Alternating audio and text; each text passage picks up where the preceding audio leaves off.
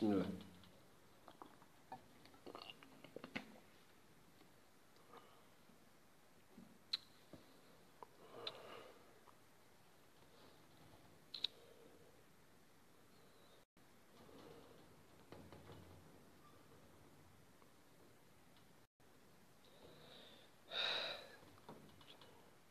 عليكم السلام ورحمة الله وبركاته. السلام عليكم ورحمة الله وبركاته. عاوي علشو قفكي وقهرية أركا لايفكا كوسر عيديد مهدي وياهي طاهر عاوي علشو نمع عثمان ويا عبد حكيم محمود عمر قبادلي ويا سودو مهدي الطاهر عوا سلطان أو علمي سودو هذا ولا ليا. السلام عليكم ورحمة الله وبركاته. عوا برنامج شيحي سلاني دين هيا إن بدن بيدن قسلي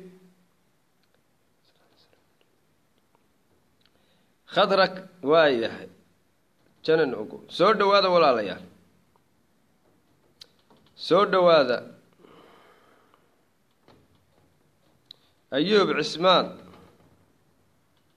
وايه سودو ولا أيوب عثمان سودو هذا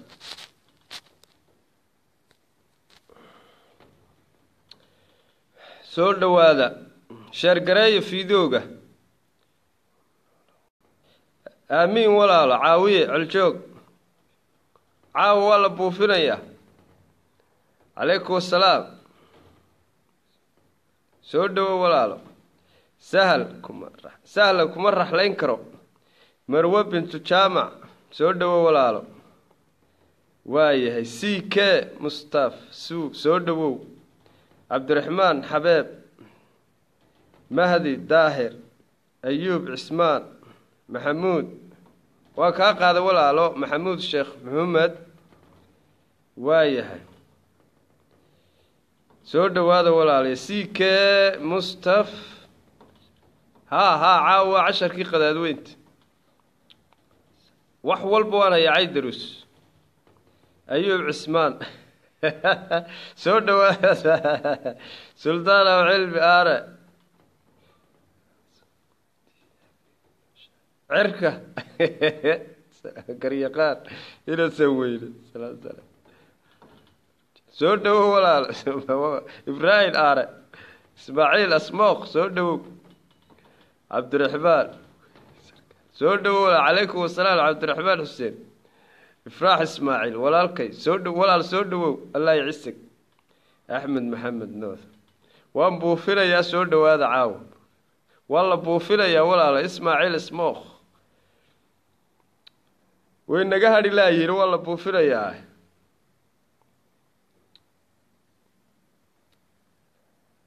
سودو ولا سي كي اسموخ مهدي قفكي داودابا سي شركريو قفكي اركابا سي شركريو حق الشيرت ولا انك حريفسنيه محمد علي صاحبك قالي عليكم السلام ولا هويغا نبدا مسلمو عليكم السلام ولا قدوميه كلميه وسترن عليكم السلام ولا استراليا افراح اسماعيل عليكم السلام قريقان ان السنوينه سودو ولا عيال برعو محمد عبد قاس موشنكا قرحة بوتلانو هب لغو سو ururinayo barnaamijyo badan baan caawa ka hadlaya عبد الرحمن حبيب داهر kuwaana waa la buufinaya wala daahil calaso wala dhamaantood soo dhawo la ismaaciil waaye noloshu buuq ma waa run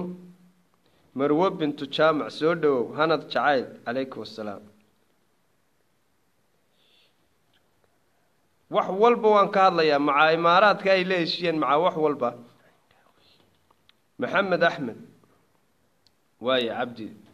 واي دي جي خالد محمد أحمد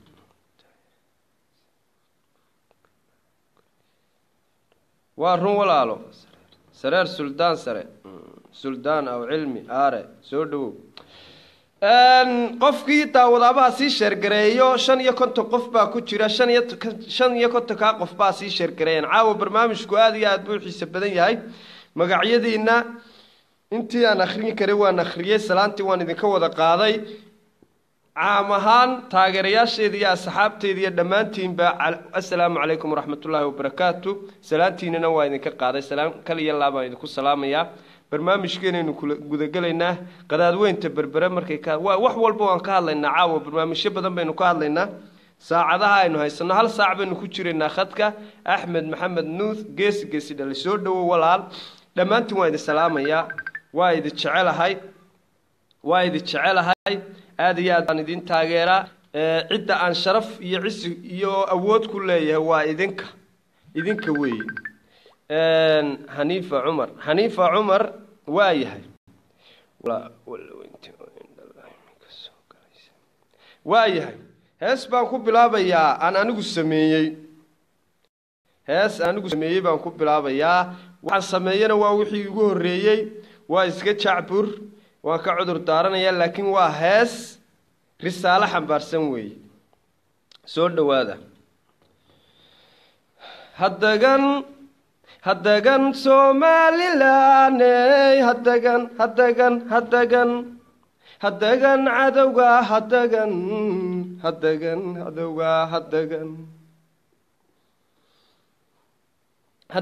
سوماليلاند هدغن عدوغا هدغن عدوغا هدغن دولان علوس باي ودان دغال باي لوغيان إنو كدغو رباي هدغن سوماليلاند هدغن نينكي شالاي كدغاي dalkaaga ninkii dumiyey ninkii ubadkaaga dooxay ninkii dadka xasuuqay inuu ku dagu rabaaye hadagan Somaliland hadagan dignin culus waad qabtaa dabkii marqudha ku guba nimba laga qabaaye hadduu mar kale kugu daro adiyo doqonimada hadduu mar kale kugu daro adiyo doqonimada hadagan cadowga hadagan Somaliland hadagan dunidu waa wada mushkilad dadkuna waa noocyo badan walaalkaabaa ku dooxe hadagan Somaliland hadagan Somaliland hadagan farmaajo hadagan Puntland hadagan Garissa hadagan jigjiga hadagan Jubaland hadagan awdal hadagan harti hadagan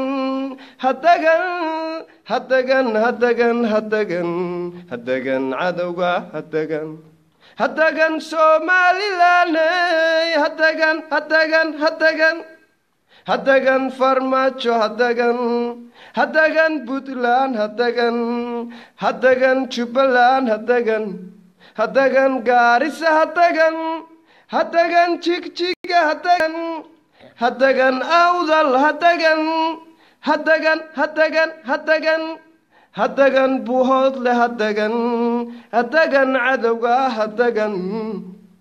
inay ku dagaan bay rabaane hadagan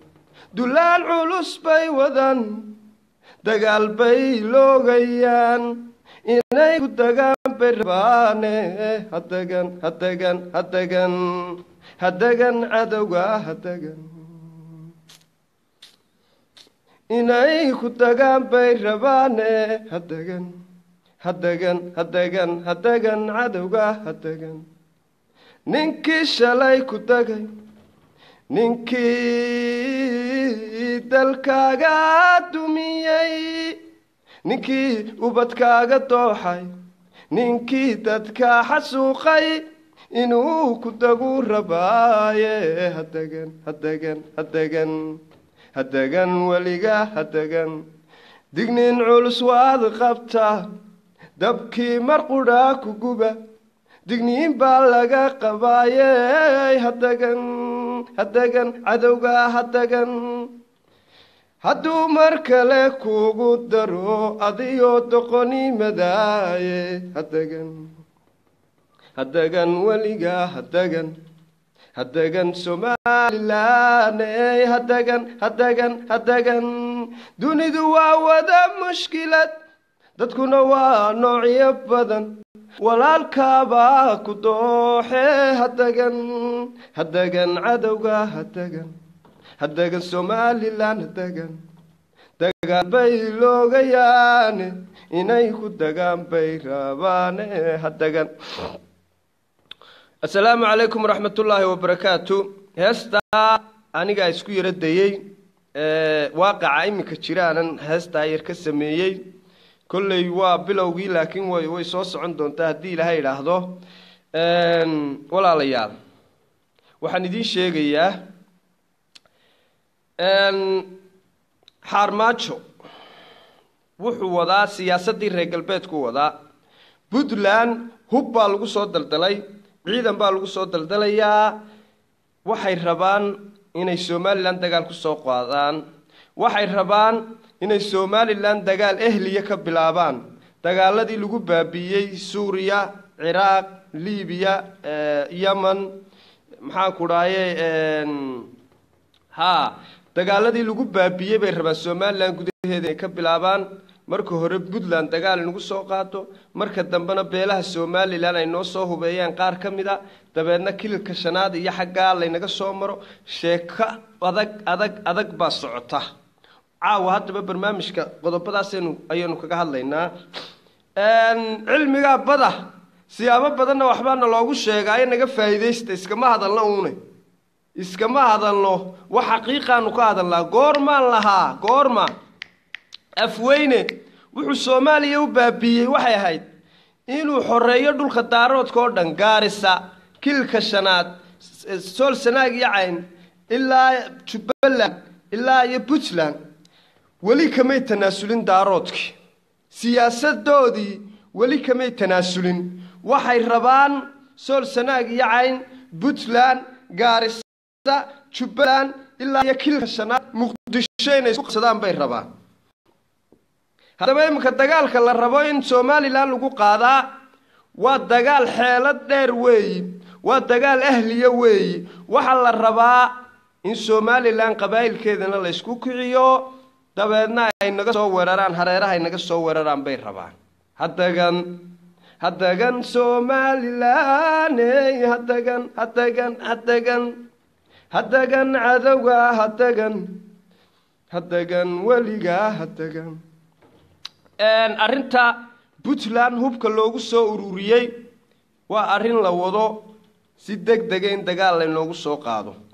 sheekadii saxaafadda iyo fanaan baa halka maray iyo nin kale xaggan ka soo wareegay iyo way dhaaftay. marka xukuumadda waxaan ugu baaqayaa shacbi iyo xukuumadba in heegan la galo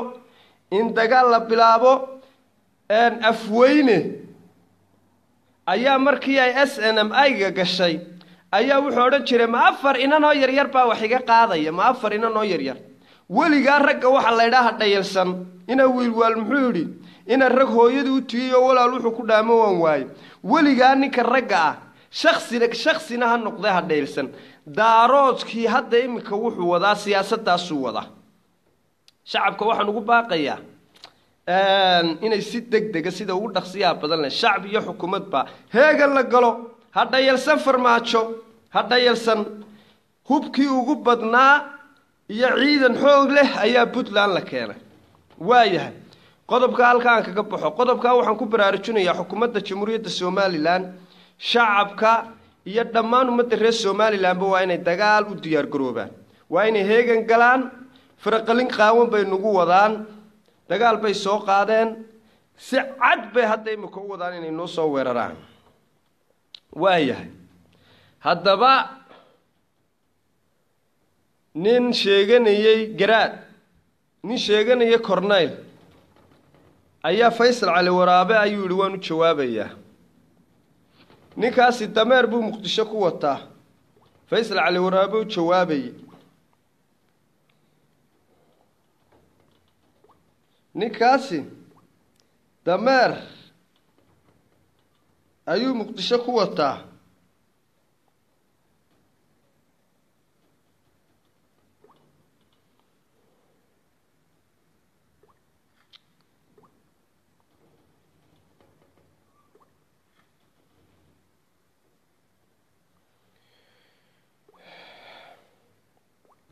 ninkaasi dameer buu Muqdisho ku wataa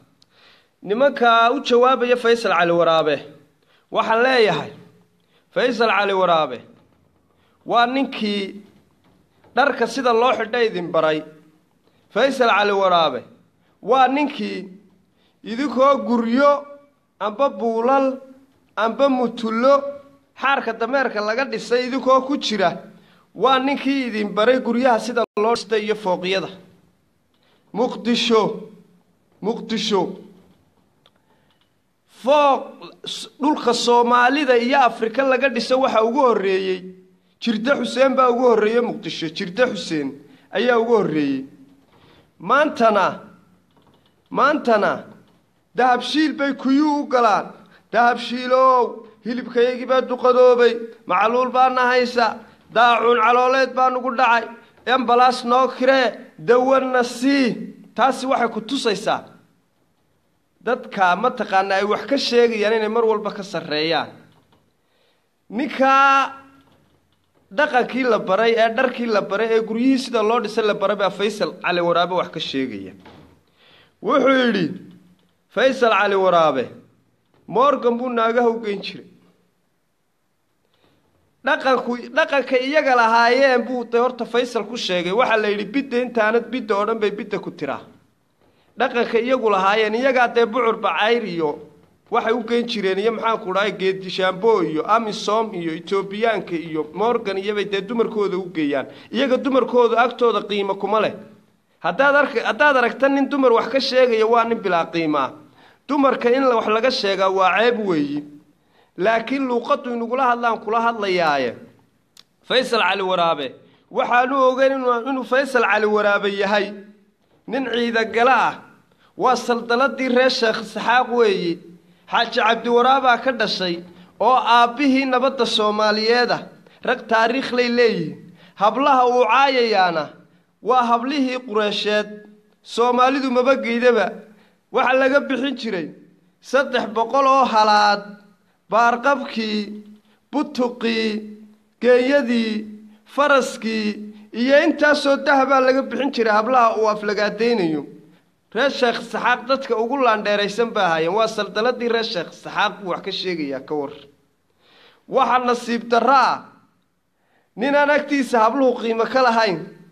oo xado oo qudbisir ku guursada oo meherkana u bixiya dameer yaradka dameer bay u bixiyaan iyo cambuulo qudbisir baana ku guursadaan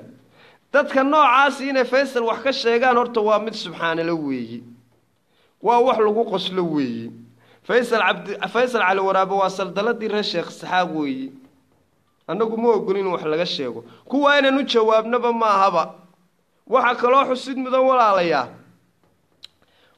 ninka maanta Soomaaliland ka taga madaxtooyada ku soo dhaweeyaan inaga kuwa noo imaadana rilunta lama weydiiyo waabanu ka shakinaa waxaanu dhamalaha cudurradii Amisom iyo Aboole iyo waxbay qabaan amba sixir iyo way isqarxinayaan iyo wax aynkaasaynu nidhaahnaa inaynu qiimo agtooda ka leenahay waxa tusaale ku ah qofka Soomaaliland ka taga qofka inoogu liita ee aynu sanka ka qabsanna markuu Muqdisho tago madaxtooyada lagu soo dhaweeyo waa la caleema saara waxa nasiib daraa dadka yaradka dameerta ku bixinaya ee cambuulada ku bixinaya ducadii ee aan xidid iyo xigaal garanayn inay Faysal Cali Waraabe wax ku sheegaan hadda Faysal Cali Waraabe inan buu ka qabaa iyagu inan ka qabaa gacal buu leeyahay ka waran hadday wuxuun xeerin lahaay wuxuun bay xeerin lahaayeen walaalayaal waxa xusid mudan wuxuu yidhi Morgan baad hablaa u keeni jirtay horta Morgan maalin aan habeen ahayn maalin ahayn buu ka baxay wuxuu ka baxay Hargeysa Somaliland maalin aan habeen ahayn maxaa ku dhahay maalin ahayn habeen ahayn buu horta kabalaan kaga baxay Morgan meel adduunka uu ka gala markuu waayo cabsidii uu naga qabay waa kii kiniisadda ka xaadiray mucatab uu qaatay diintu ka baxay cabsidii uu naga qabo Morgan afweyne iyo wixii la midka ahaayoo dhan waxa xusid mudan inaanay qabiilkooda sheegan jirin qabiilkooda may sheegan jirin muddo 20 sano ku dhadhow nimanka uu sheegaya qabiilkooda wallahi baanay sheegan jirin jaarsa iyo oromo iyo waxa la garanayn bay ku abtirsan jireen cabsi ay naga qabaan dadka liita marna dadka inaga aynu kiniisadaha ku xaraynay ay rartaan marna ay xasuuqaan waa iyaga dadka Morgan soo nooleeyay waa iyaga maanta Morgan Muqdisho jooga Somaliland ma iman karo Muqdisho jooga haddaba waxa xusid mudan aqliga ay kaga reer dameere jooga ay Faysal Cali Waraabe ay wax kaga sheegayaan Faysal Cali Waraabe dalkiisii buu dhistay dadkiisii buu dhistay dal nabadu jooga Faysal Cali Waraabe Hargeysa marti kuma Hargeysa marti kuma Faysal Cali Waraabe laakiin reer dameere joog amba hawiyaba aan idhaahdee maanta Muqdisho marti bay ku yihiin afweyna xasuuqay oo dameerkoodii kiishu tolay oo ku ganaaxi jiray xaarka dameerka Muqdishona may soo gali jirin Cabdullaahi Yuusuf baa xasuuqay Cabdiwali gaas baa gaalkacay ku xasuuqay ina ilaayaba xuduudka Itoobiya ku xasuuqay inay dad liita yihiin oo siyaasadda ka aradayna waxa ku cadeynaysa Xasan Sheekh Maxamuud oo madaxweynihii Soomaaliya ahaa wuxuu maanta xildhibaan u yahay ina ku afweyna adeerka u ahaa haddana mar labaad bay afweyna doorteen Muqdisho marti bay ka yihiin waa Falastiiniyiin $25 bay isku qarxiyaan waa dad liita oo dantooda aqoon dadkaas Faysal wax ka sheegaya Somaliland wax ka sheegaya dadka noocaasa in dantoodii garanayn daarood raranayo dameeraha la meeqaama ayaa Faysal Cali Waraabe wax ka sheegaya oo Somaliland ku mashquulsan ilaahay baan kugu dhaarsheeyay waxa xusid mudan in maanta caasimadii loo soo rarayo Garoowe caasimadda laga dhigaya Muqdishona waxa laga dhigaya meel laga guuray waxa xusid mudan ninka aqligiisu siiyay in Muqdishona maalin walba qaraxdo oo galmudug maalin walba la isku dilo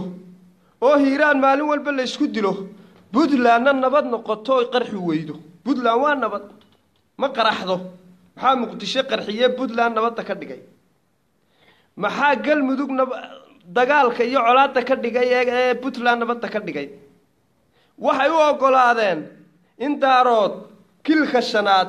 Puntland Jubbaland ilaa iyo Gaarisa isku xidhmo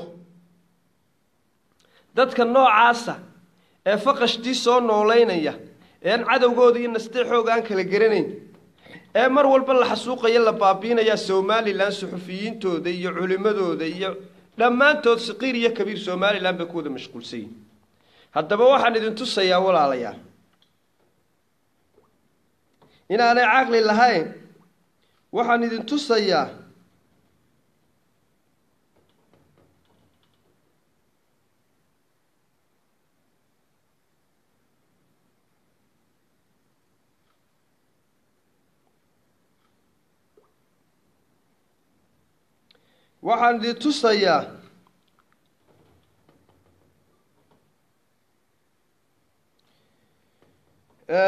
اللهم صل على محمد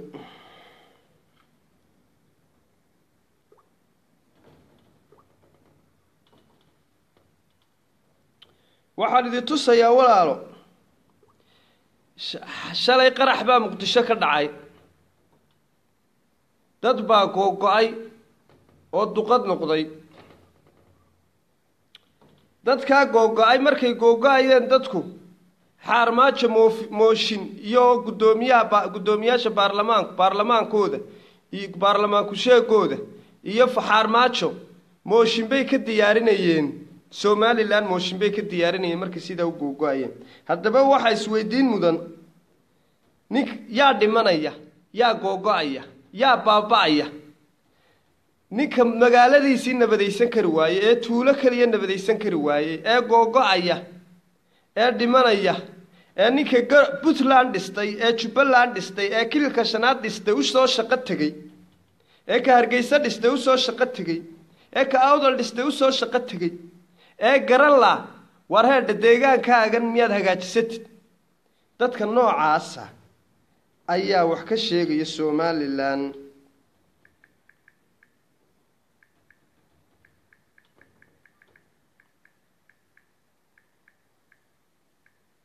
ila daawada walaalaya waxa ka dhacay meesha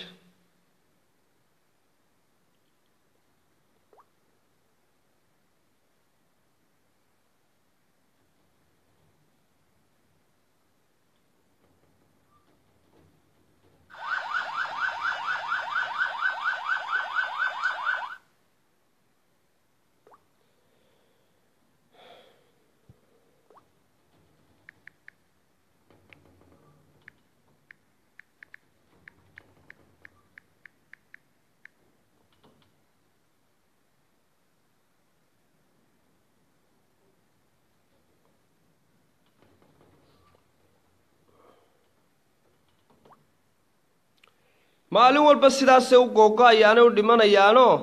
haddana Somaliland bay ku mashquulsan yihiin maadeeraya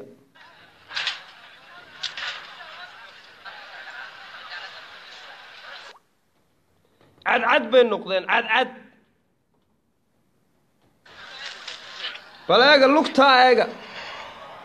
bal lugta bal sida u go'ayaan eega maadeeraya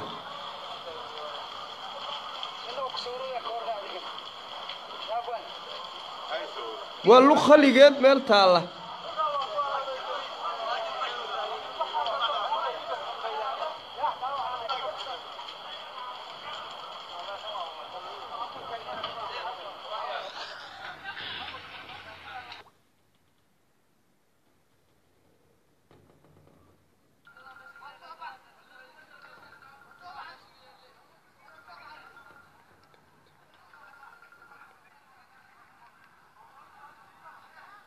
maalin walba sidaas hantidoodii iyo dadkoodu baaba'aya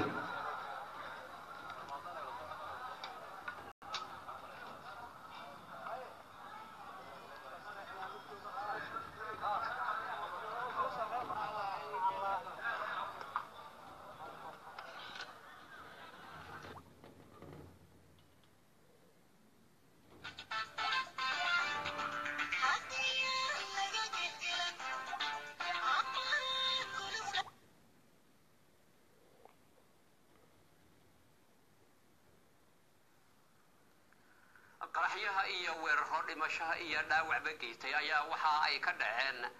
xarunta UNDP ay ku leedahay magaalada Muqdisho khasaarahaasi inta uu leeyahay sidii ay wax u dhaceen walaalayaal dadka noocaas maanta Soomaaliland wax ma ka sheegi kara caawa waxaan idin ballan qaadayaa dadka noocaas inaan u jawaabi karin ba waa dad aan dantoodii garanayn maanta ina kaafoyna adeerka u yahay daarood oo dhan buu isku xidhay waxaan u diilaan ku yahay hawiye iyo saaq u duulaan ku yahay siyaasad baa socota siyaasad ayaa socota siyaasaddan waa siyaasad Soomaali ka fog koonfurta Soomaaliya waxay gacanta ka baxday 1991 bay gacanta Soomaalida ka baxday Kenya iyo Ethiopia ayuunbaa marba madaxweynahooga soo doorta madaxweynahan xaarmaajo Kenya iyo Ethiopia laga soo doortay ina macallin la yiraahdo arinta ka dambeeya oo gaarisa laga soo doortay oo ogaadeena ina macallin oo ahaa gudoomiye ku-xigeenkii ma taqaanaa ii sheeg baarlamaanka Kenya iyo wasiirka arrimaha dibadda Kenya naagta waa iyaduna waa daarood baan malaynayaa waxa sheekadan waxa la rabaa in kolba qabaa'ilka labada qabiil ee siyaasadda iyo dagaalka iyo dhulku ka dhaxeeyo madaxa la isku geliyo waxa khatartaasi ku socotaa gaalkacayo innaga de waxbay nagama qaadi karaan oo inaguma soo dhici karaane waa gaala yar yar oo ingiriisina nagagama badinayaan caalamkana nagagama badin maayaan marka waxaan idin sheegayaa arrin sahlan maaha xaarmaajo siyaasadii reer galbeedku ciyaaraya caalamkan waxa lagu shaqeeyaa waa qaybi oo xukun weeye haddaba nimanka mooshinka ka diyaariyay Somaliland de inaga ku sugnay ma ahayn in mooshinkooda wax ka sheegno inaga ku sugnay qaladka inaga leh ilaa goormaan qaylinaya anigu yoon la war hayaay war ka kacay ilaa goormaan qaylinay qaladka inaga leh inaga boqolkiiba boqol leh wada hadal baynu la galnay isku socodkii baynu isku furnay isdhaxgalkii bulshadaynu ka ogolaanay fanaaniintii suxufiyiintii de maxayna kala xadeeyaba qaladka inaga leh walaalayaal waxa idin sheegayaa 18 May baa soo dhow horta waxaan idinku bogaadinayaa in gobolka Daadmareed ee Oodweyne shidaalkii laga helay DP World inay si degdeg ah u bilowday mashaariicdeedii waxaan idinku bushaareynayaa oo kale in Somaliland ay sheegtay inay dagaal ku qaadayso hadii ay kala bixi weydo faraha Soomaaliya waxa kale oo idin sheegayaa in Somaliland Ingiriiska aqoonsaday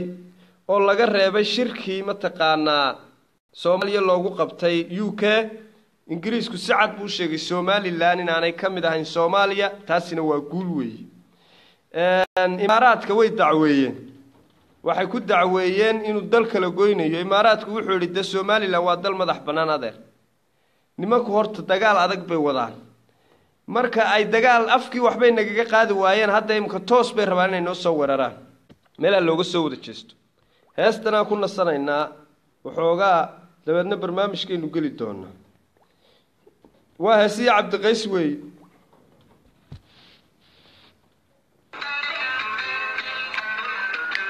sideed iyo 10 May baa soo dhow cadawga meel looga soo wada jeesto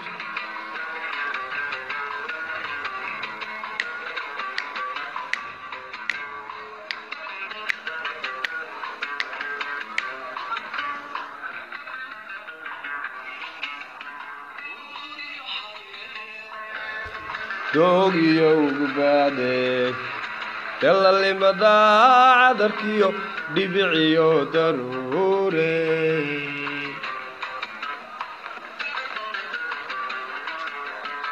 urduriyo xareede doogiyo gubade dalalimada cadarkiyo dhibiciyo daruure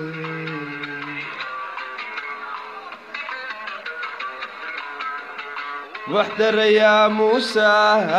وبري هلاعاي مركم الكو دراريو أركتداي دال أركتداي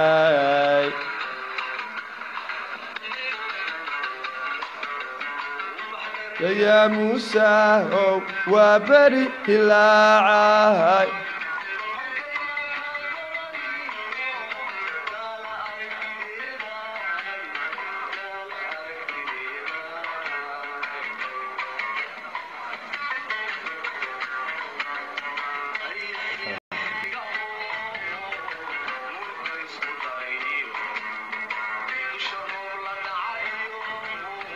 خضراء علي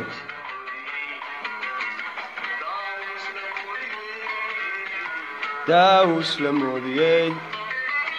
ما تكلمتيو دودي نفتيداي طلب لك دورتين درانكيغا سياي حبنا تبع سنيدي حبنا تبع سنيدي آي آي آي آي, آي.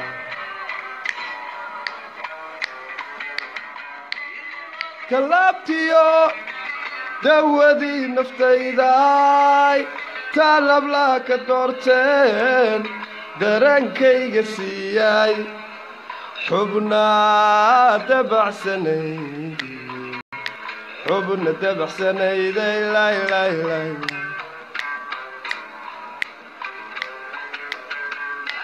يوسف تبادي tii dumarkaa quruxda leh hal doorkooga noqotaa hal doorkooga noqotaa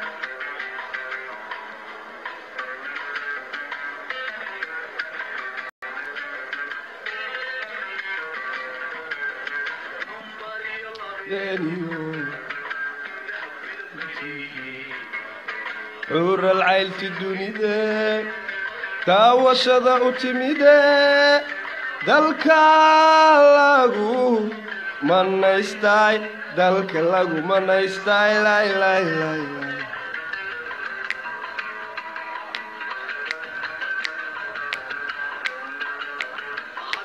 دينو عالفكونا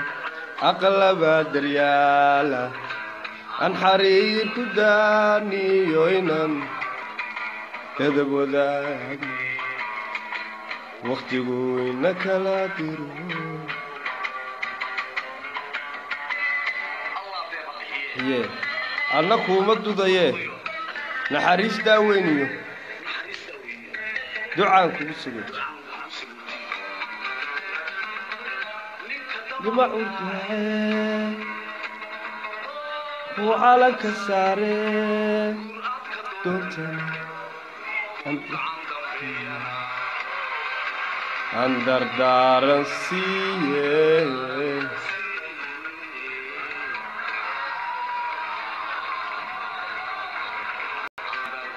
دارنسية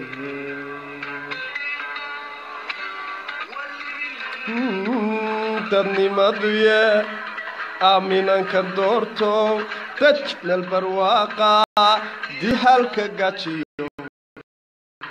دي بندابي يرى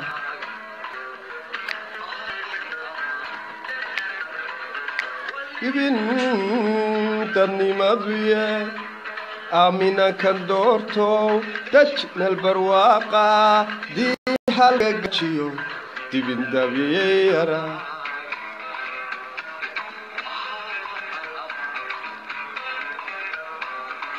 فريقي دينا يكن نقر مريهدو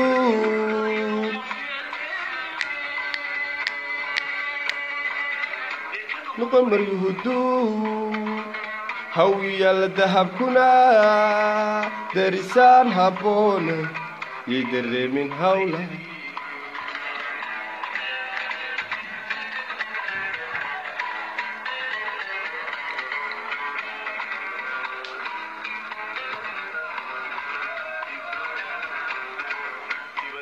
يدي ذهبا فرح على داوده إدى الحسك اللوتد هاي الدوكس التيجي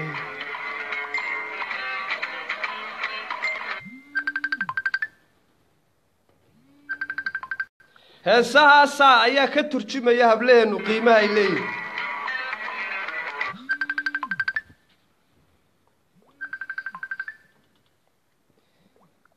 سداد iyo 10 may baa soo dhow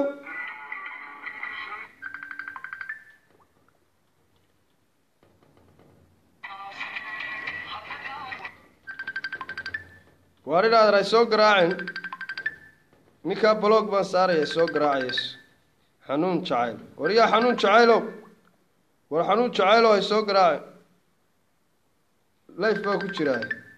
waaye blog baan saaraya xanuun jacayl بلوك صار حنون جعل وجوجين واي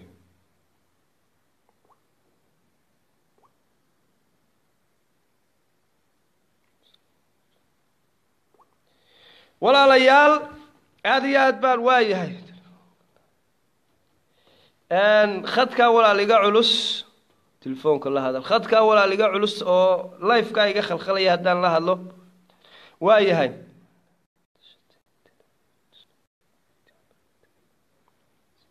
سداد iyo 10 may way waan iska baashaalaynaa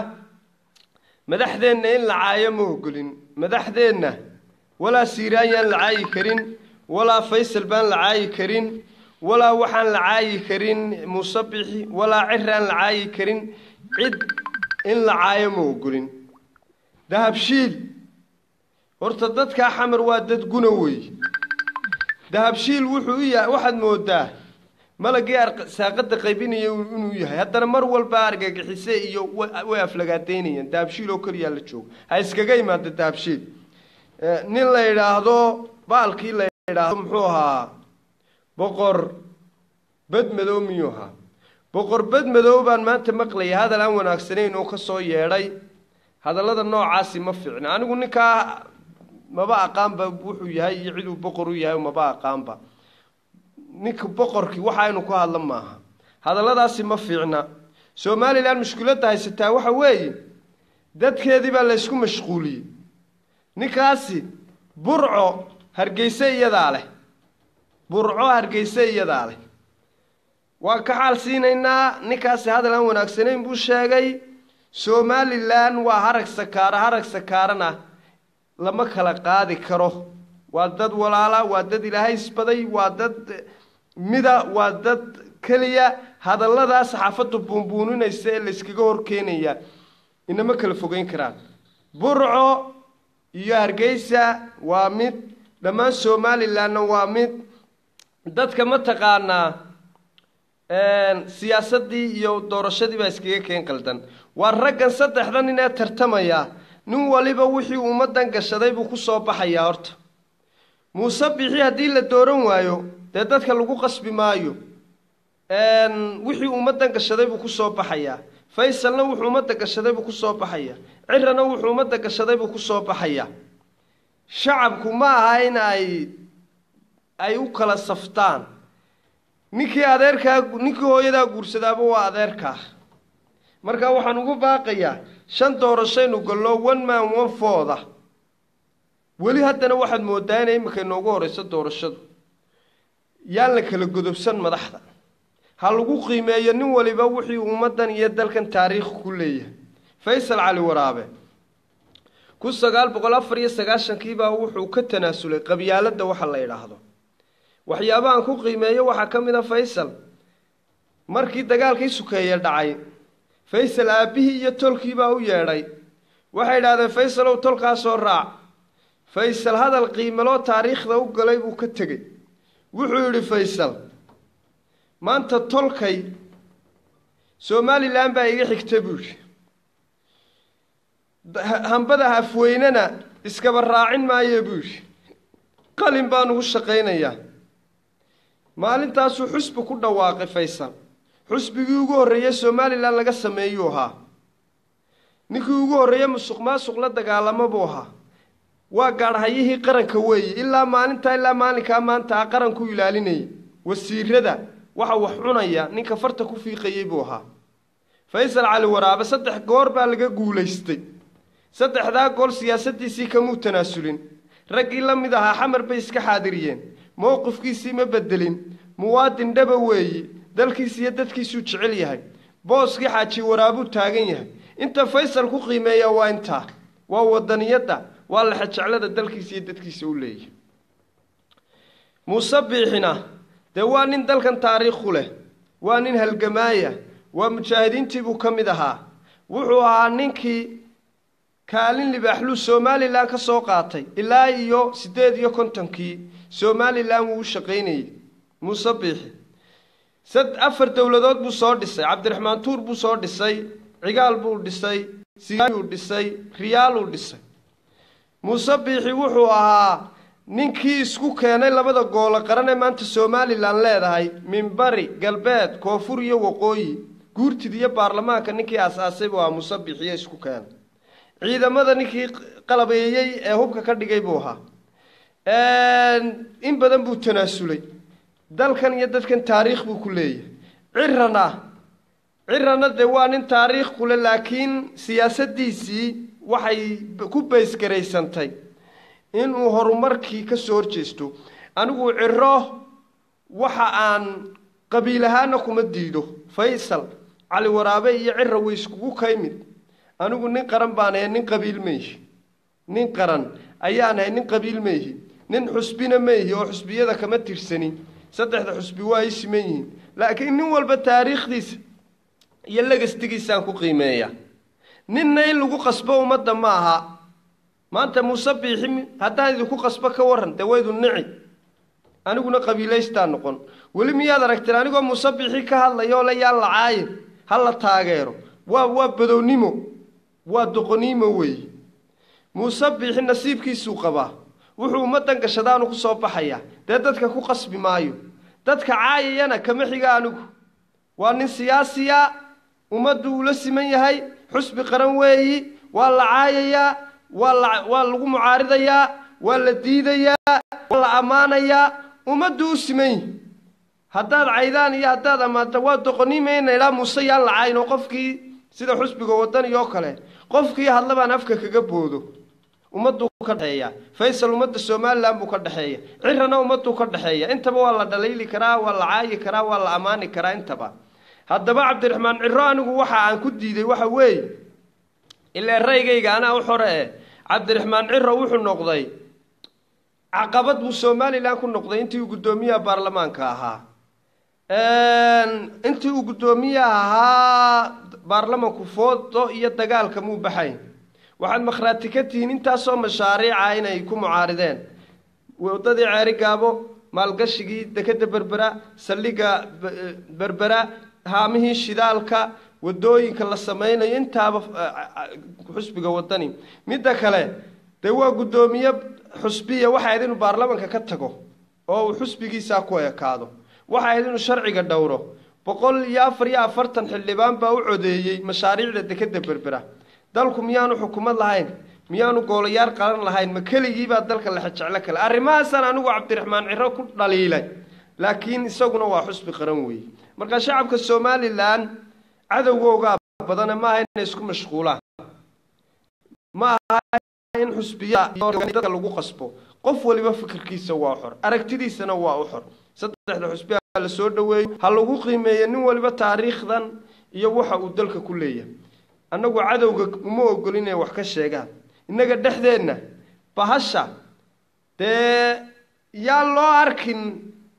qaraabahiil iyo mataqaana waji ku macaashe war ninkii dalkan iyo dadkan hogaamin lahaa umada wax ka saari lahaa doorta amba Faysal ha noqdo amba Muuse ha noqdo amba Ciro ha noqdo ku qiimeeya nin waliba laga stiga iyo taariikhda uu dalka ku leeyahay aad iyo aad baan u cambaaranayaa ninkii boqorbad madow lahaa wixii uu ku hadlay burco heestan aan ku xaal siinayaa burco waa hoygii halyeyga waa hoygii muwaadinka rag badan oo dalkan taariikh kulaba ka dhashay waa deeri dhaxanta heeriya cadawgii oo dhan bay naga xigtaa hargeysana cid kale iyo cid kaga xaq badan ma jirto ninkaasi waa nin iska hadlay un ka soo qaad heestaasaan ku xaal marinayaa burco haddii ilaahay dhaahdo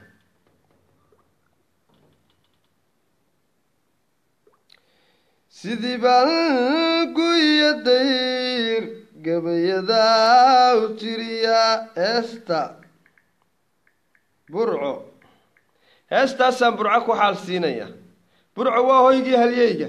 waa hoygii afka waa hoygii taariikhda waa burcoy waxaad hodan ku tahay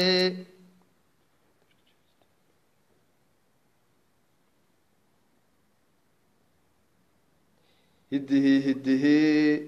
dhaqankiyo murtida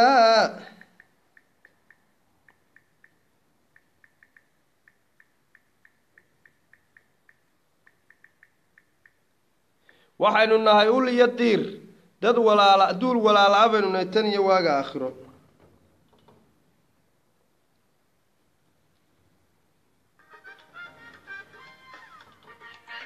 heestaasan ayaan burco ku xaal marinaya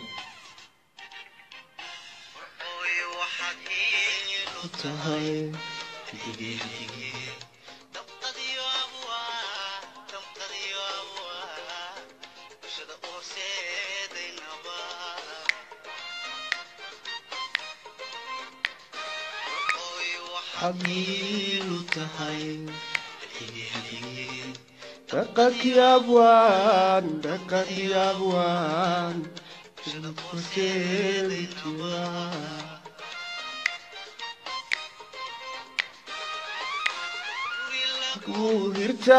هرتاي هو يدي أفكاي لما هراني هالبوليه تلك تهي هالبوليه dalka dalka tahay dalka dalka dalka tahay halbow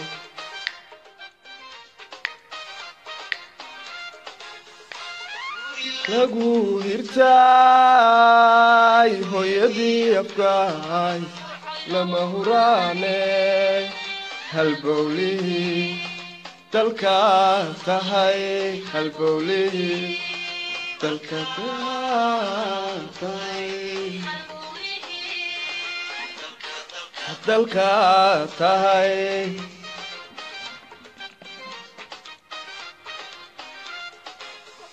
waxaad hodan ku tahay dhaqankiyo murtida hantida xoleena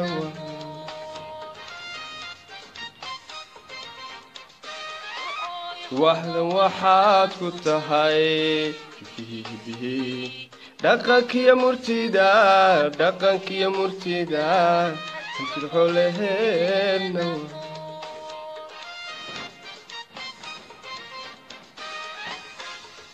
lagu hirtay hooyadii afkaay halbowlihii dalka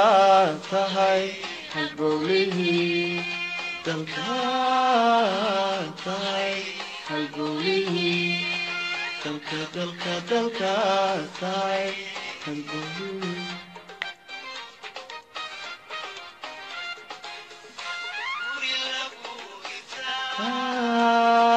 hooyadii afkaay walaal idris dalka tahay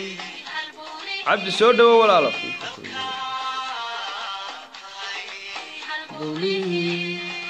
dalka dalka dalka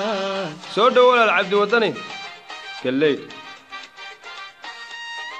idris jananooga soo dhawo walaalo Somaliland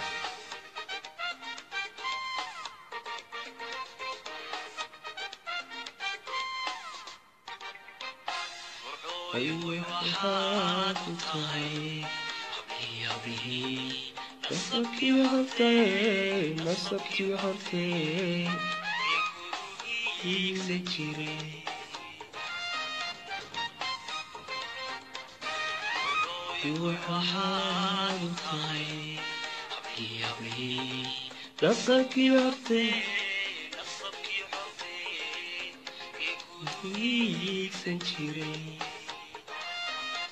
galeyd cali gure lagu hirtay hooyadii afkaay halbowlihii dalka tahay halbowlihii waa run walaalay diris baambaane dalka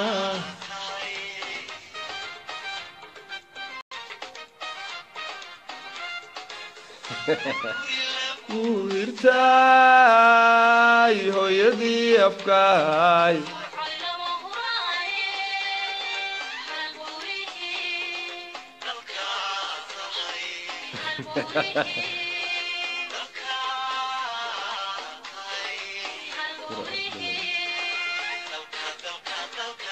hoygo ha igu mashquulin waayo walaalo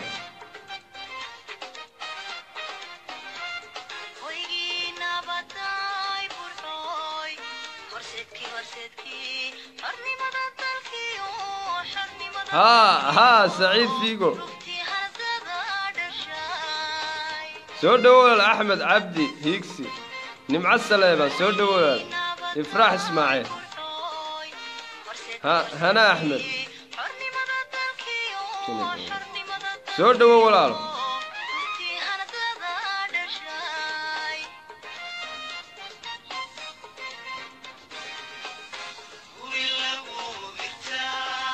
وعيك ولا له هيقوم مشغول وقروا ولا العبد أحمد نور فارح سودو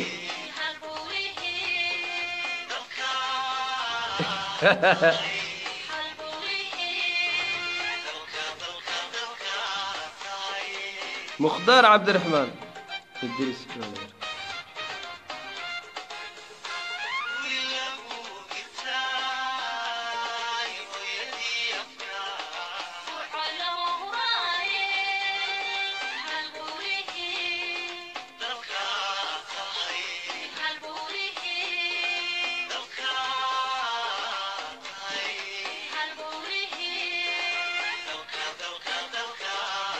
واي ولاله نصف ديك أحمد نور فارح عقا دنابات هاي ولاله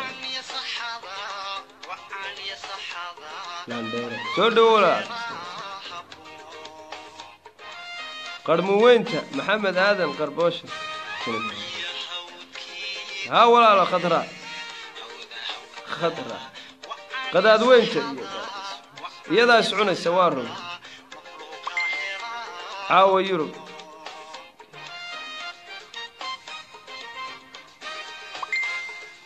واياي موضوع انت قضبدا كاداي waxaan commentiyada inaan akhriyaa ana filay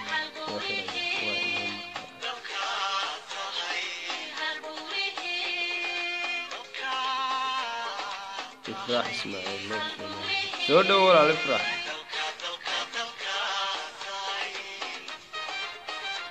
كابلوك بصاريس هيرتاي هو يدي افكاي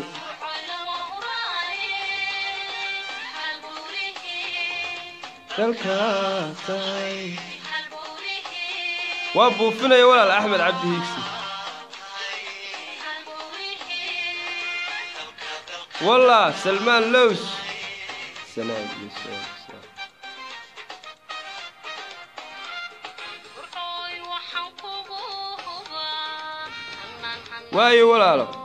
واي ولا سيرار سلطان سرى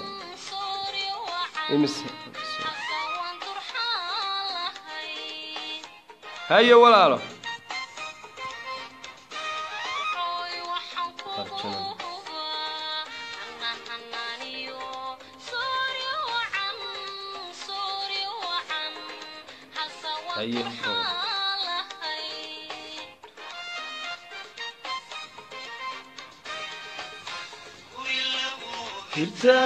هيرتاي هو يدي أبكاي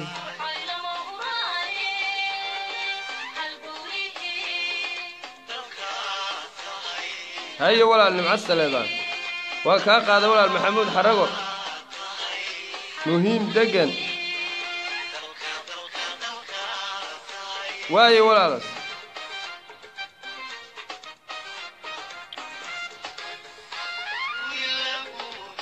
wuxuu sheegayaa walaal Cabdi Samad Salebaan Idris Doola yar soo dhaw qalaynta waay walaal ana ku qabanaya okay sax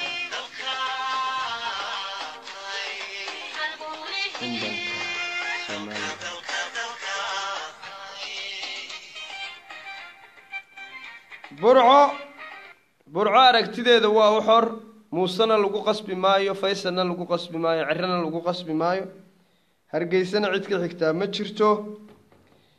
Somaliland dalkaaga haddaad doonayso inaad qiimo ku yeelato adigu waxba ka doonin waa inaad wax ku dartaa maxamed xaaji ibraan cigaal baa wuxuu oran jiray haddaad doonayso siyaasadda inaad qiimo ku yeelato lagama iibsaday waa loo iibiyaa buu oran jiray ha ka iibsane ha ka dhisana waa la dhisaa buu oran jiray hantidaada dib loogu iibiyaa haddaad Somaliland tiraa shaqaan ka waayo oo ka taariibto oo tiraahdo nin reer hebel ah haysta oo aad ka cararto oo aad adigi wax ka doontood hunguri ku raadiso dalkaaguna dhismi maayo adna dhismi maysid marka aynu garanno wadaniyadu qiimaha ay noo leedahay shakhsiyeynaan ku nicin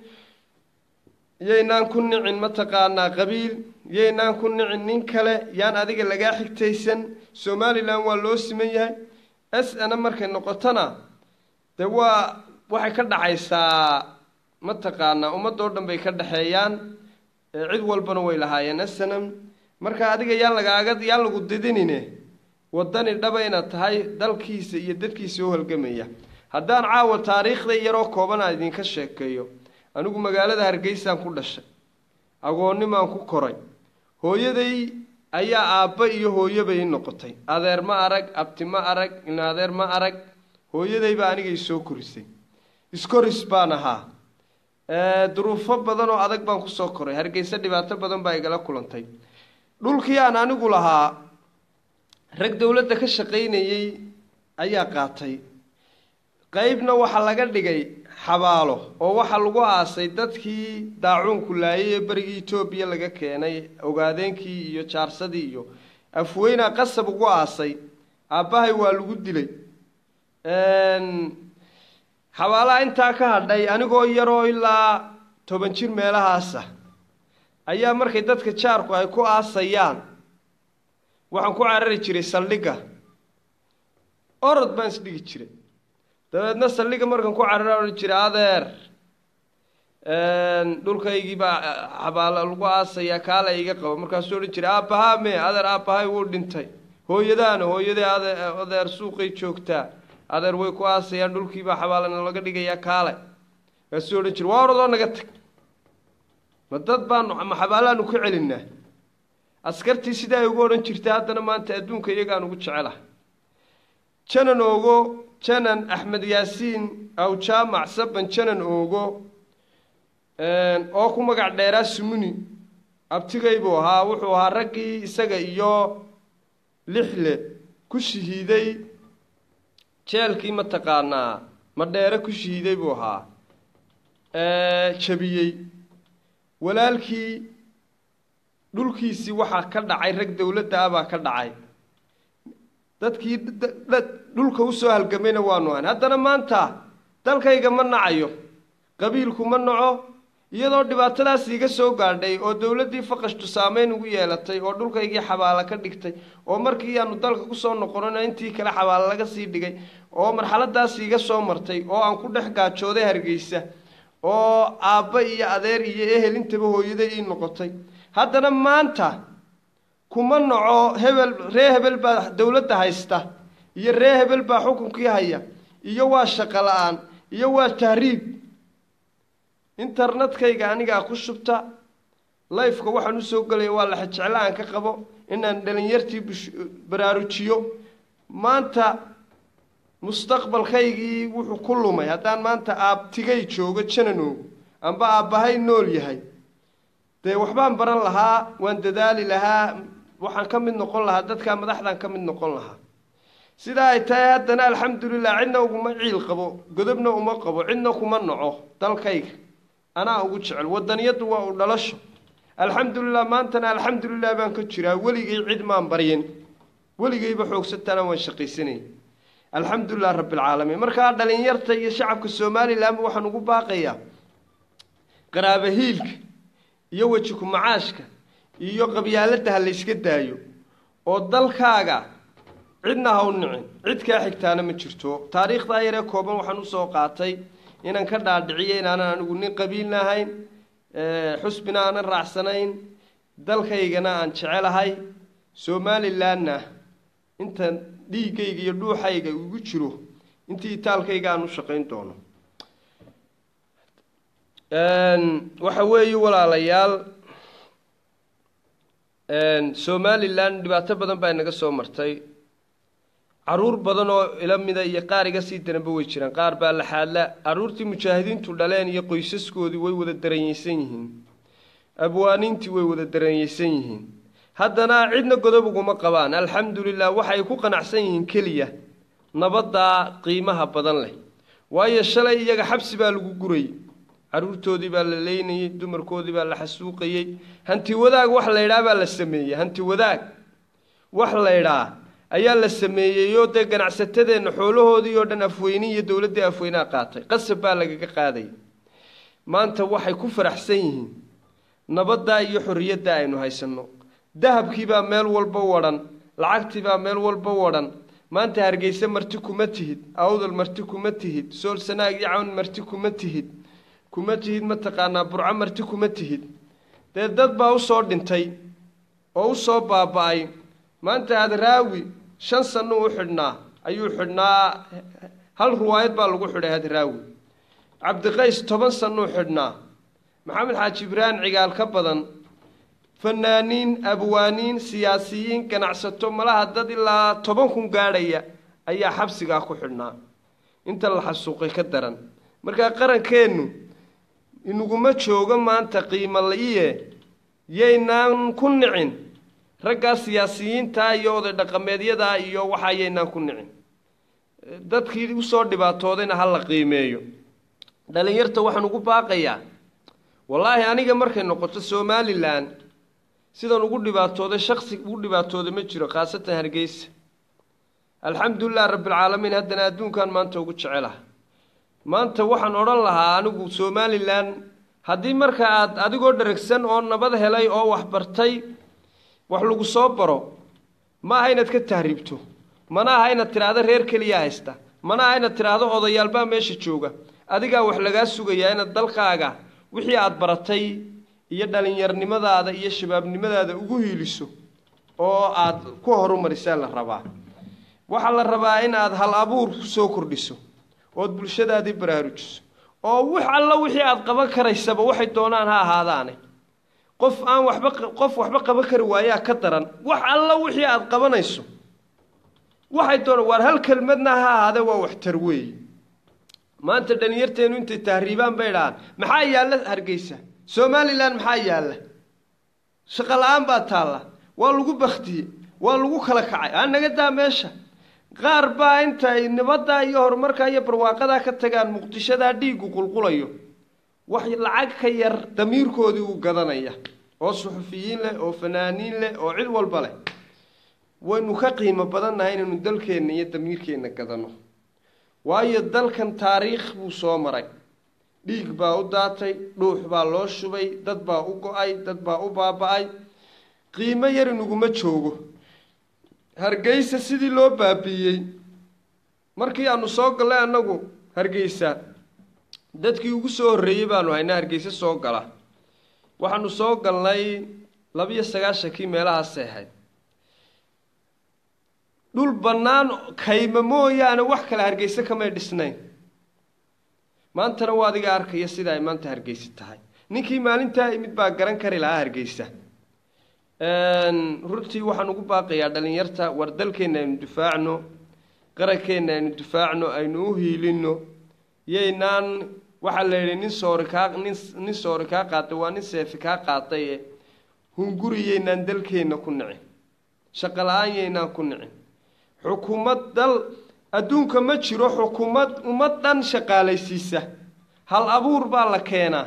xukuumaddu waa inay keentaa mashaariic caalamiya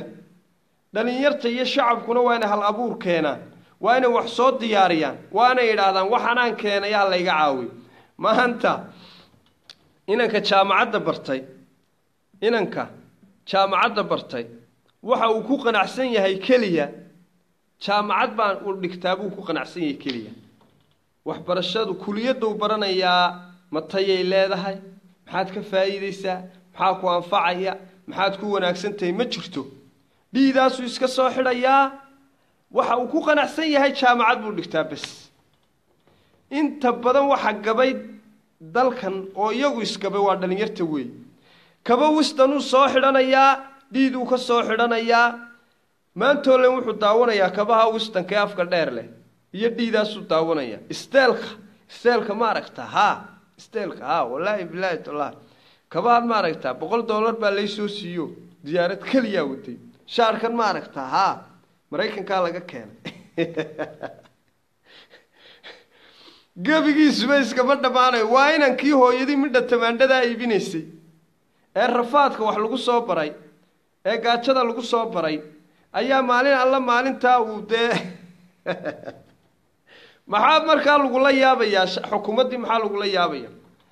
markaa uu qaylana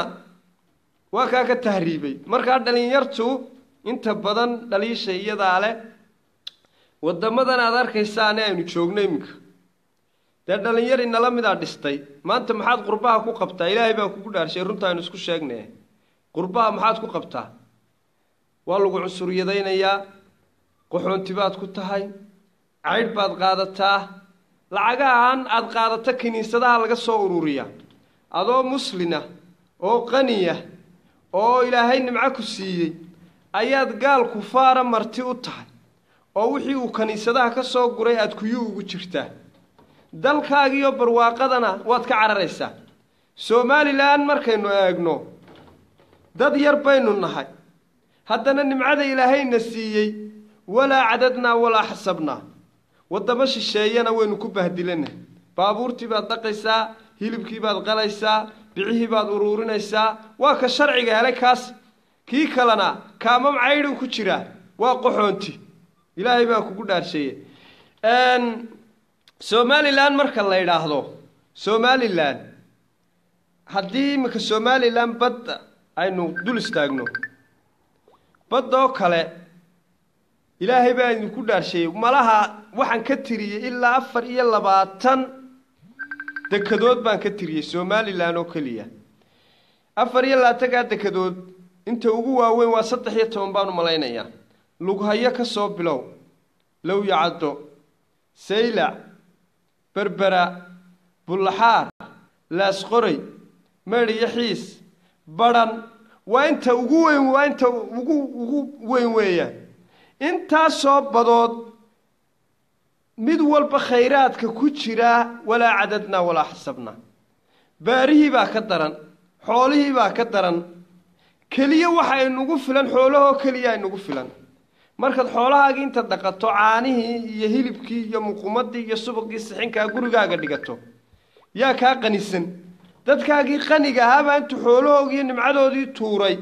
ayaad gaal kaamam caydho ugu jirtaa lacagta kiniisadaha laga soo ururiyaad sugaysaa ilaahay baan kugu dhaarshay yaa dambiga leh war dalkeena aynu ku noqonno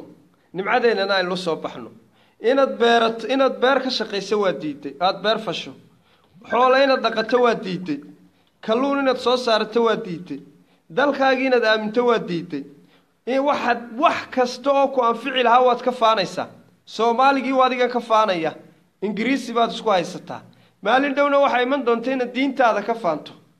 diintaada islaamka ee suuban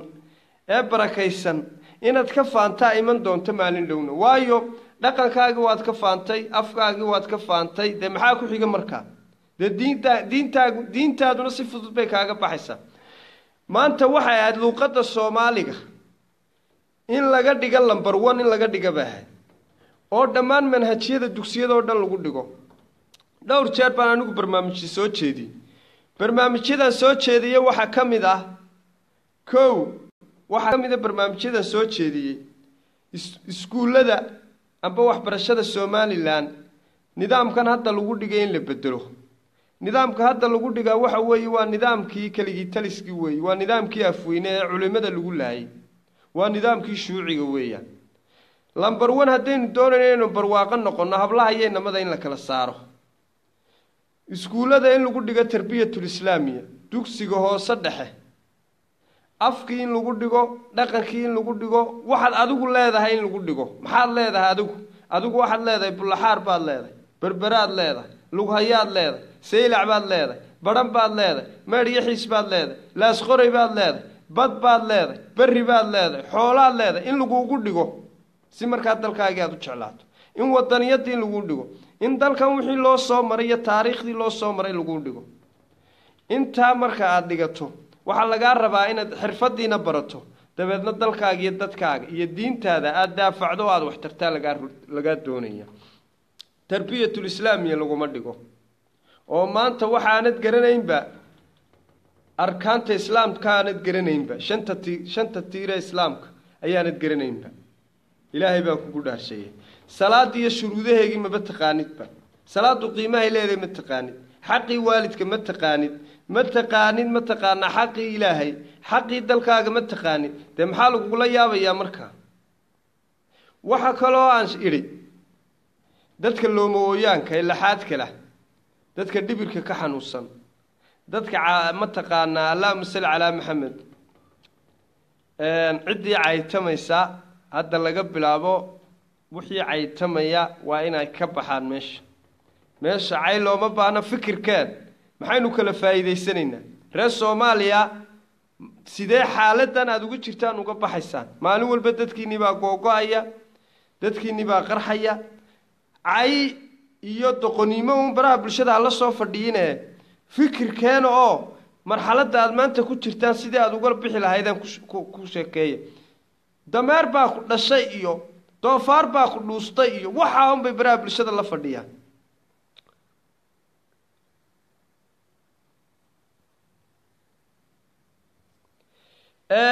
haddii aynu qaybtaa manhajka iska hagaajino maanta iskuullada maadiga haddii laga badin lahaa iskuullada xirfadda oo Somaliland gobol kasta 100 iskuul oo xirfadda laga sameyn lahaa dalku wuu horumari lahaa dhalinyartuna badda kumay dhamaateen waayahay taariikh iyo juqraafi ma ku shaqo tagaysaa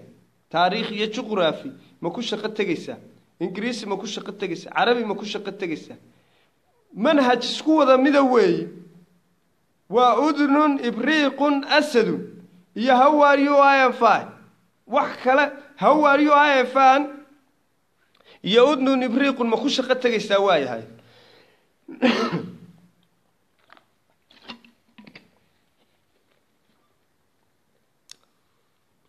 walaalayaal waxaan idin sheegayaa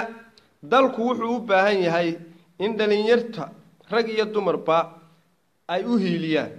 wadaniyada ay muujiyaan wadaniyadu qabiil male male qaraabahiil male waji ku macaash male inaad adigu naftaada wax ka doonto male waa inaad dhaqaalahaaga ku bixisaa hadaad doonayso inaad muwadani dhaba aad noqoto dalkaaga iyo dadkaaga iyo diintaada difaacdo barnaamijyaanu soo diyaarin doonaa haddii ilaahay idhaahdo ururaanu hadda wadnaa ururadaasi ururo samafal bay noqon doonaan new slm weeyi waxaanu samayn doonaa haddii ilaahay idhaahdo xarumihii dadka laxaad kala xarumihii agoomaha xarumihii dadka dhibirka ka xanuunsan iyo iskuulo farsamo gacmo ayaanu samayn doonaa dhawaan baan Hargeysa tagaya haddii ilaahay idhaahdo ururadaasaan diyaarinaynaa waxa kaloo samayn doonaa maanta haddaan idhaahdo abaaraha la caawiyo iyo dadka masaakiinta qof walaalo xanuunsanaya amba hal la caawiyo waxba ma tarayso dadkeeni maanta yaa ilaahay wax siiyay wada noqdeen baraha bulshada iyo media hadaad aragto hal la caawiyo waar waxaasi waynu ku baaynaa ummadoo dhan baa wada tuugsan doonta maalin dhow laakiin waa inaad la timaadaa fikir lagaga bixiyo faqriga iyo jahliga iyo faqriga dadku waa inay wada dhargaan oo ay wada baraaraan haddii inina ay tuugsato inina ay dharagto dee dadkuba tuugsiga wax la yidhaa horta maynaan aqoon inagu maxaa keenay maxaase lagaga bixi karaa haddaan caawa idin idhaahdo abaaraha la caawiyo oo shilimo yaryar intaad isku dartaan dabeedna dadka u geysaan wax ma u tarayaa maanta markaad siisa berri way baahan yihiin dadka abaaraha ilaahay baa ka saari kara dhibta ilaahay baa dhargin kara dad muslim oo sunniya baynu nahay ilaahay nimcuuna siiyey aynu ilaahay isku xidhno ilaahay tala saarano nimcada allayna siiyeyna aynu ku mahadnoqno gaaladan aynu arsaaqdeennii ku xidhnayna aynu iska dayno ilaahay dee wuxuu ku yidhi ilaahay waa qani waa qawi waa qafuur raxiim waa samiic waa shahiid waa arsaaq waa fataax ilaahay aamin buu ku yidhi ilaahay intaad ka aamin baaday baad ka aamin baxday ayaad gaaladii aamintay dee ilaahay wuxuu ku yidhi markaa gaaladu ha kugu filnaato waa kaas addoonkaa kufrigii ha kugu filnaada buu ilaahay ku yidhi roobkiisiina waa cashaday arsaaqdiisiina waa cashaday dee ilaahay iyo waxaad iska rab dhigtay addoon daciif ah oo wax alla wuxuu qabanaya aanu jirin waa inaad ilaahay aamintaa arsaaqdiisana aad ku kalsoonaataa walaalayaal barnaamijyo waa inaynu abuurnaa hal la caawiyo uun haddii lagu jiro dadku way wada dawarsan doonaan maalin dhow faqriga iyo jahliga waa inaynu ka baxnaa waa inaynu la dagaalanaa reer koonfurkii reer Soomaaliya iyagoo markii horeba yaa ilaahay wax siiyay ku jiray iminkana Cabdimaalik Muuse Coldoon kaalmee kuwan bay kaga daydeenoo baraha bulshada markaad soo gashaba hal la caawiyo bay ku jiraan war hal la caawiyo waxba ummadda kama saaraan haddii caawimo iyo yaa ilaahay wax siiyay ay dad ku dhargayaan soddon sanoy soomaaliya tuugsanaysa reer soomaaliya soddon sano ayaa beesha caalamka iyo iyaguba ay tuugsanayeen haddii tuugsi wax ku dhargayaan daanyeerku gacantiisuu biyaha kaga dhargaa anigu maalin keliya idinmaan odhan abaaraha la caawiyo maxaan idiin odhan waaye maxaad u taraysaan haddaad shilima isku soo dartaan waa in ceelo loo sameeyo waa in biyo xidheena la sameeyo waa in barwaaqada iyo nimcada ilaahayna siiye aynu la soo baxno maanta bad baad leedahay webiyaad leedahay nimca ilaahay ku siiyey intaad waxaagii dayrisay baad haddana carabtaa waxaa agasbaayirkaa laga keenay iyo gaaladu waxay kiniisadaha ka soo ururiyaan baad ka sugaysaa miyaanay doqoniimo ahayn waxyaabaha waxay ka mid tahay ilaahay nagu halaagayo waa inaynu barnaamijyo qiimala la nimaadnaa oo aynu xukuumaddii aynu horkeenna xukuumaddu waa ina badisaa iskuullada farsamada gacanta waa inay wax soo saarkana badisaa maalgashiga caalamigaana waa inaynu soo dhoweynaa taynu faqriga kaga baxayno hadda imika biyo xidheenno badan baa socda ceelal badan bay xukuumaddu qodaysaa way dadaalaysaa laakiin waa inaynu ka maarannaa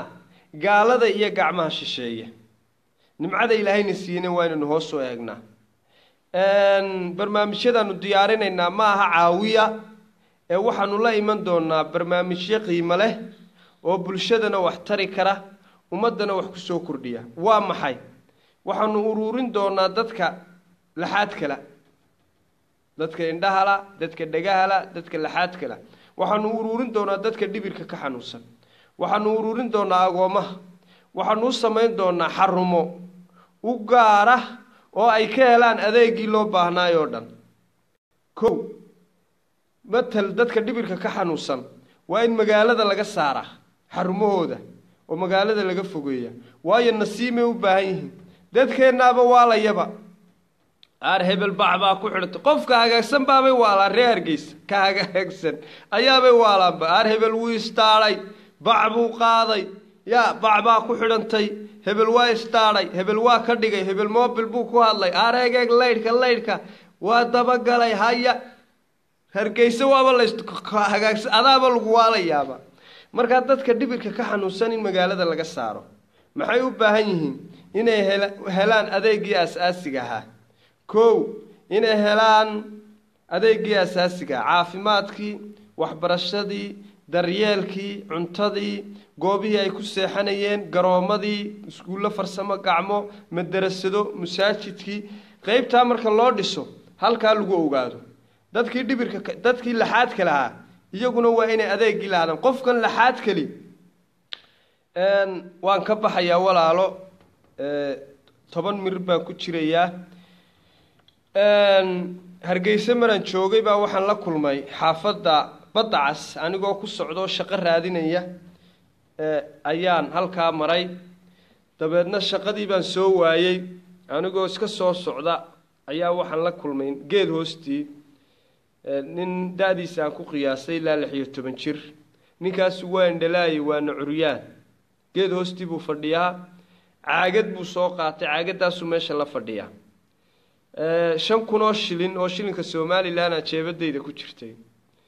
xaafadaha Badacas bay ahayd dadku waxa la yiri dadka ugu leer baa dadka ugu ayaan daran waxaan la arkayn baa kaligood u muuqda ninka markiiba waxaan ogaaday inuu duruufaysan yahay waan yara daalanaa geedkii baan ku nastay inta badanna dadka laxaad kali waa dad xigmad badan waa dad aragti dheer waa dad hadalkoodu qiimo leeyahay oo runtii cajiib oo aanad ka xiisa dhacayn marka ay ku sheekeynayaan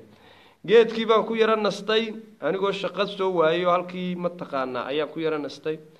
ninkii baan la yara sheekay inankii baan la yara sheekaystay laxaad kale indhaha la dabeedna inankii wuu sheekeeyay dadka wax ka dulqaad badan oo ka samir badan niyo maxaa kuugu daran baan ku yiri wuxuu yiri niyo horta imtixaanka ilaahay nagu keenay eedka ma qabno ilaahayna ugu ma cadhoono waa wax alla nagu keeno waan ku qanacsana waxa ila mid tahay sidaad adigu imka u nooshaynan annagu noolahay laakiin mushkiladana haysataa waxa weeye buuri mushkiladana haysataa waxa weeye buuri bulshadii aan la noolayn meel kastaba ha joogaane ayaa ahmiyadii aan ku lahayn iyo aasaaskii insaannimada gabtay buuri oo aan nooba arkayn dad bila aadan oo nool oo lamid ah oo xuquuq u baahan oo daryeel u baahan oo waxbarasho u baahan oo caafimaad u baahan xitaa guriga aan ku noolahay yaa isku qiimo ma nihin buu yidhi qofka laxaadka qaba iyo anigu isku qiimo ma nihin buu yidhi waa lay karhaa waa lay caaya haddaan suuqa u soo baxana waaba lay caayayaa buu yidhi markaa tan ilaahay ugu keeno waxaba igaga daran buu yidhi dhibaatada aan bulshada ku qaba buu yidhi caayida hadday tahay xaqiraadda mataqaanaa xuquuq la-aanta dabeedna dhacdo aada u naxdin badan buu iga sheekeeyey wuxuu igu yidhi waxaan soo fadhiistay 5tii galabnimaan soo fadhiistay geedkaa wixii dadku ii gartaan baan ka qaataa buu yidhi maalin baanan 100 shilin oo Somalilandba aan cidisiin buu yidhi oo 3 waqti galabtii aan gaajo kaga tagaa buu yidhi inta badan waaban soomaa buu yidhi waxaan yidhi war mar haddii ilaahay gaajadan kugu salliday dee ajar lagu qoray iska soon waan soomaa buu yidhi inta badan gaajo darteed baan soomaa buu yidhi markaa wuxuu igu yidhi maanta waxaan soo fadhiistay buu yidhi 5tii subaxnimo hooyaday oo iska xanuunsanaysaa ayaa i haysa nin waalan baa guriga noogu xidhan suuqay fadhiisataa markaa tamaandho yar bay ibisaa dee maalinna suuqay heshaa maalinna way weydaa markaa biyo la-aan baa nugu dhacday buu yidhi waxaan is idhi bal booyadaha meesha marayaa inay caagada arkaan geedkaa la fadhiiso wax alla waxay eegayo waxay jawaabo waan waayey buu yidhi ma qadayn ma quraacan biyo ma cabbin halkaasaan fadhiyaa Somalilander baan ahay buu yidhi muwaadin baan ahay xaq baan dalka ku leeyahay dadka xaq baan ku leeyahay dadkaygii baa i gabay dee ilaahay baan sugayaa buu yidhi waa madluub haddii uu habaartamo iyo hadduu duceeyaba ilaahay si degdeg ayuu aqbalayaa haddii uu idhaahdo ilaahay oo Hargeysa rog oo Somaliland rog waxa wallaahi waa la rogaya laakiin qalbi wanaagooda iyo samirkooda iyo dulqaadkoodu ilaahay eegaya dadka laxaadka la iyo dadka dhibirka ka xanuunsan iyo agoomuhu intuba waa inugu dayacan yihiin waa inugu daranyeysan yihiin xilkoodii waynu gabnay xuquuqdoodii asaasigoodii waynu gabnay waxa ay la xuquuq yihiin qofka laxaadkiisu dhan yahay xukuumad iyo shacbiba waxa laga fikiraa qofka 6 laxaad leh ee meel walba waa qofkan 6 laxaad leh meeshuu doonuu tagaya wuxuu cunu raadsanayaa wuu tahriibayaa meeshu 4 beenijo meeshuu doonuu ka dhacaya laakiin ka laxaad kale indhahala amba ka dhibirka ka xanuunsan amba agoonkaasi meel alla meel wax ka raadsanayay iyo meel wax ka doonanaya ma jirto mas'uuliyad iyo waajib ay naga saaran ilaahayna uu nagu eegaya subxaanahu wa ta'ala haddii aynu xaqooda meel iska saari weyno xukuumad iyo shacbiba waa mas'uuliyad baa naga saaran waxaad arkaysaa walaalo guryo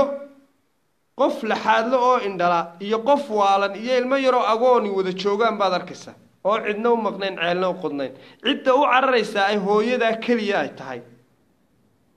waxaan ku soo gabagabaynayaa abaaraha iyo macaluusha iyo dhibaatada waxa keenaya waa dulmiga iyo xaq darrada ummadda masaakiinta lagu hayo ee naga midka ah waxaan ku soo gabagabaynayaa jacburkan yar oo aan sameeyey oo aan qisada ka sameeyey ayaan ku soo gabagabaynayaa waqti dheer baan ku jiray dadkiina waa kala yaaceen waa in salaamaya jacburka yar waxaan ku sameeyey dadka hadee dhibaataysan ee la ilaaway ayaan ku sameeyey markaa waxaan leeyahay aan daryeelna dadkeenna dan yarta iyo miskiinka aan daryeelna dadkeenna curyaanka iyo indhoolka aan daryeelna dadkeenna agoonka iyo dadka waalan aan daryeelna dadkeenna hooyadaa darxumaysan ee galluuban cadceedda aan daryeelna dadkeenna dhalinteenna dhammaan ku dhammaatay tahriib hilibkaa bisilee ku hallaabay waraabe hooyadaa ba'yeed iyo ilmadu ay ka dhammaatay aan daryeelna dadkeenna hantidaa la gadaayo mugafa uu ka macaashay aan daryeelna dadkeenna ciidankeenna dhammaan u adeega danteenna ee difaaca dalkeenna calankeenna iyo diinta ku gamayna dushooda gabaygaa yaree jacburkaana arrintaasaan ku keenay waxaan idinku baraarujinayaa haddaad doonaysaan inaad noqotaan dad qiimo leh oo macruuf ah oo xagga ilaah samada iyo aradkaba laga jecel yahay looma ooyaanka u gargaara wax ku oola maaha intaad lacag yar isku soo dirto inaad kolba shakhsi siiso aad guri u dhisto dhammaantood intaad isku soo ururiso wax qiimo leh oo anfaca u sameeyo oo iyagana mustaqbal u ah 3 xarumood oo kaliya hadii loo sameeyo dadka laxaad kala dadka dhibirka ka xanuunsan iyo agoomaha oo ay adeeg u baahnayeen ay ka helaan oo ay iskugu imaadaan dad u sameeyso ummadda Soomaaliland oo dhan halkaas ay ku caawinaysaa ay ugu tagaysaa barnaamijyada dambe waxaanu kaga hadli doonaa oo aan ugu hibeyn doonaa dadka dhibaataysan ee loomooyaanka ah ee la deyriyay waxaan kaga hadli doonaa saxaafadda iyo barnaamijkeeni taxanaha ahaa waxaan kaga hadli doonaa hadii Ilaahay yiraahdo sidaanu horeba ma taqaanaa aynu uga baranay aad iyo aad baan idin salaamayaa waa idin jecelahay Soomaaliland ha noolaato cadawgeenu ha jabo gacmaaynu isqabsano uliya diir baynu nahay Ilaahay baa iskeen baday duul walaalaynu tan iyo waaga aakhiro sinaba kuma kala tagayno caadifada yar iyo ololaha doorashooyinka iyo waxa yaryaanayna kala fogeynin caws jilaal waa la muhuraan Ilaahay baa iskeen baday dalkeena iyo dadkeena aynu dhisano dadkeena dhibaataysan aynu u gargaarno aad iyo aad baan idin salaamayaa waan idin jecelahay Soomaaliland ha noolaato calankan kaga baxay heestii calankan kaga baxaya 18 May baa soo dhow aniga waaba 18 May habeenada dambe waynu damaashaadi doona reer Soomaaliya Ilaahay ha u gargaaro oo dantooda ha garansiiyo isku mashquulin mayno kuna daali mayno u jawaabi mayno waa dad nolosha ka dhacay waa dad la isticmaalo waa dad shisheeye ku soo duulay waa dad aan dantooda aqoonin inaynu ku mashquuliyeen inuu jawaabna maaha danteenaynu raacaynaa heestaasaan kaga baxayaa haddii Ilaahay yiraahdo heesta calanka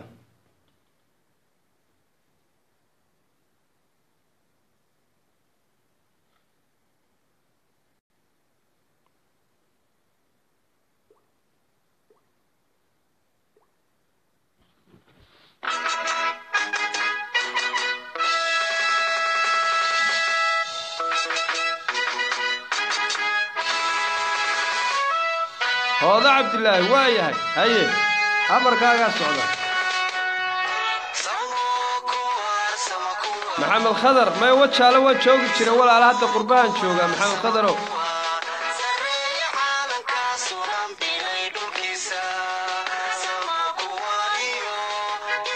آمين ولا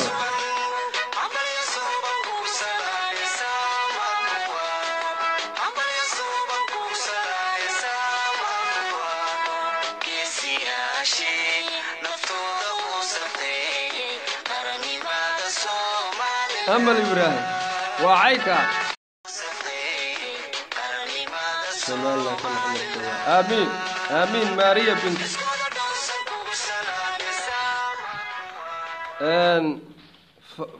فهم عيسى إن أنت سواحي قلت لي خمر عبس كيسكدا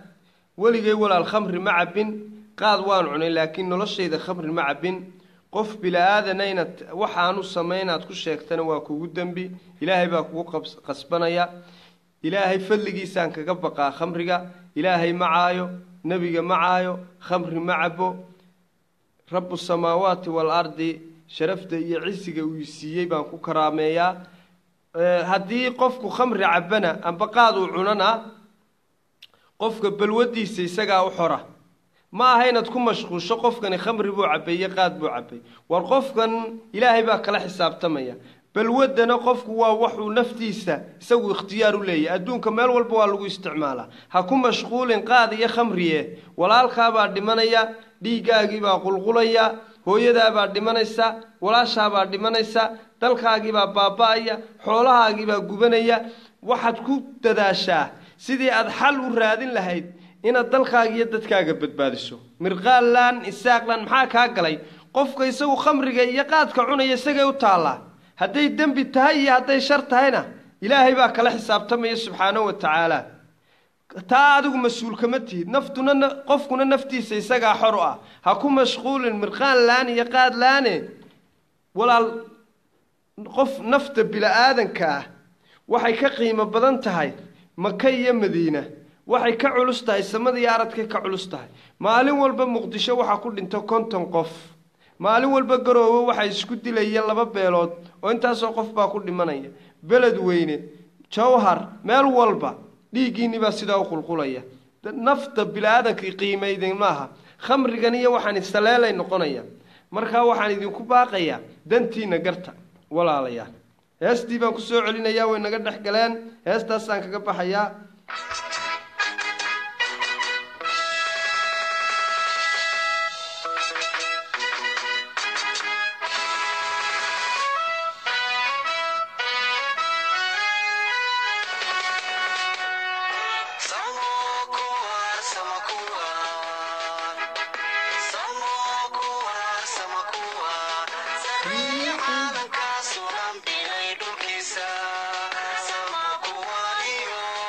iyo bogaadin sugan hambalyo suban kugu salaamne samakuwa hambalyo suban kugu salaamne samakuwa geesiya hashii naftooda u sakeeye qarannimada Somaliland geesiya hashii naftooda u sakeeye qarannimada Somaliland uskoga dhowrsan kugu salaamne samakuwa uskoga dhowrsan kugu salaamne samakuwa urside xabaasan soo noqoshadiisa midu mutaystaye dastuurka kugu salaamne midnimo walaalnimo gobonnimo midnimo walaalnimo gobonnimo islaamnimo kugu salaamne samo samiyo islaamnimo kugu salaamne samo samiyo samakuwar